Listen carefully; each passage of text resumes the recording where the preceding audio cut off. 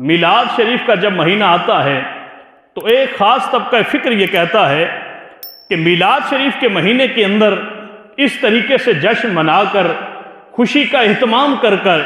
جو بے دریغ رقم کو پیسوں کو خرچ کیا جاتا ہے، اس سے کسی غریب کی بیٹی کی شادی کیوں نہیں کر دی جاتی؟ تو میں یہاں پر یہی کہوں گا کہ غریب کی بیٹی بھی کمال کرتی ہے، میلاد کے پیسوں سے شادی کی ضد ہر سال کرتی ہے۔ حضور کا جشن، حضور کے میلاد پہ خوشی منانا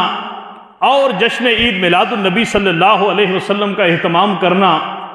یہ ایمان کا تقاضا ہے۔ کسی نے بڑا خوبصورت کہا تھا کہ الاحتفال بالمولد النبی صلی اللہ علیہ وسلم لا یحتاج الی حدیث صحیح بل یحتاج الی قلب صحیح، کہ آقا کریم صلی اللہ علیہ وسلم کے میلاد کے لیے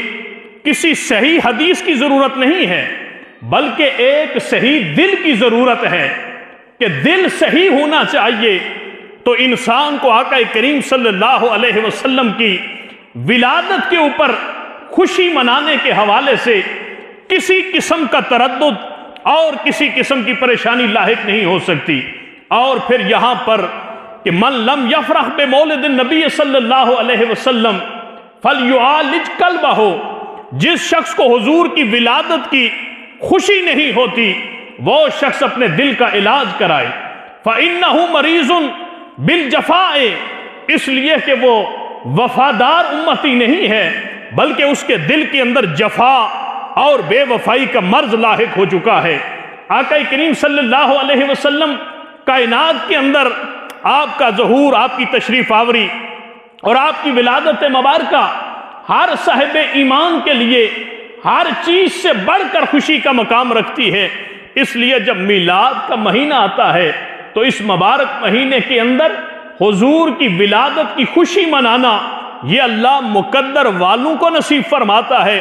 اور ہر ایک کے حصے کے اندر یہ اللہ نے نہیں لکھا ہوا کہ وہ اپنے آقا کریم کی ولادت کی خوشی ہر ایک کو نصیب فرمائے۔ اللہ انہی دلوں کے اندر اپنے نبی کی ولادت کی خوشی کو پیدا فرماتا ہے جن دلوں کے اندر محبت رسول موجود ہوتی ہے۔